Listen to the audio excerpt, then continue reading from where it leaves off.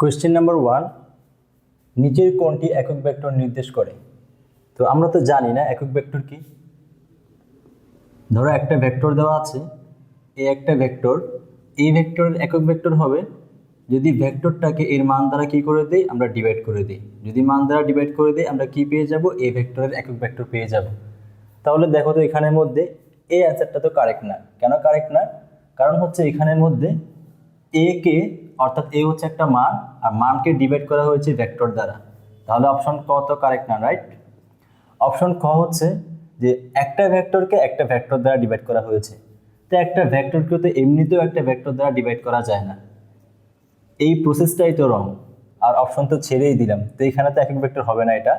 আর এটা হচ্ছে গ নম্বরটা হচ্ছে যে একটা ভেক্টরকে ওই ভেক্টরের মান দ্বারা ডিভাইড করেছে, অতএব এটা কারেক্ট হতে পারে। তার মানে গ অপশন কারেক্ট হতে পারে। যদি ঘ অপশানে আসে, ওখানেও কিন্তু একটা ভেক্টরকে এর মান দ্বারা ডিভাইড করেছে, তাহলে তো এটাও কারেক্ট হতে পারে, রাইট? তাহলে গ অপশনও কারেক্ট, ঘ অপশনও কারেক্ট। একটু ভালো করে দেখো তো যে এখানের মধ্যে গ অপশন যেটা এখানে দেওয়া আছে যে A cap is equal A vector divided by A ভেক্টরের মান, আর ঘ অপশনে দেওয়া আছে এ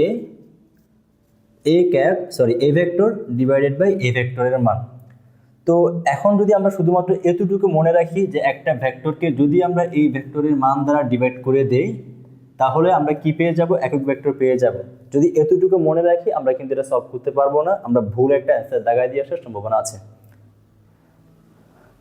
তো এই ক্ষেত্রে আমাদের এটাও জানতে হবে যে একক ভেক্টরকে কিভাবে রিপ্রেজেন্ট করা হয়। তো আমরা তো জানি একটা একক ভেক্টরকে রিপ্রেজেন্ট করা হয় ক্যাপ দ্বারা, স্মল লেটার আর উপরে একটা ক্যাপ থাকবে। তো এখান থেকে আমরা বলতে পারি যে ঘ অপশন যেটা এটা রং, শুধুমাত্র গ অপশনটাই কারেক্ট।